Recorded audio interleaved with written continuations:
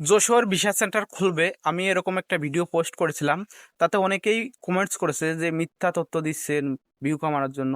তো তাদের উদ্দেশ্যে একটা কথাই বলবো, আপনারা বিশ্বাস করেন, অবশ্যই এরকম তথ্য পেয়েছি।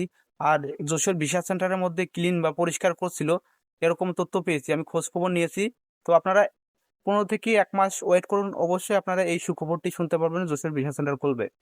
এটা 100% শিওর, খোলার সম্ভাবনা অনেক বেশি।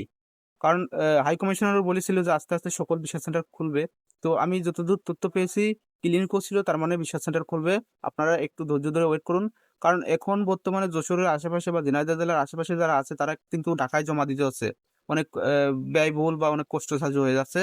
আর এখন বর্তমানে টাইম সেট করে দিচ্ছে এবং ডেট সেট করে দিচ্ছে, যার কারণে কিন্তু ঢাকায় নির্দিষ্ট সময় অনুযায়ী কিন্তু জমা দিতে হবে। তো আপনারা একটু ওয়েট করুন, অবশ্যই যশোর ভিসা সেন্টার খুলবে খুব দ্রুত। আপনারা সুখবর শুনতে পারবেন যারা আশেপাশে আছেন যশোর জেলার বা ঝিনাইদহ জেলার।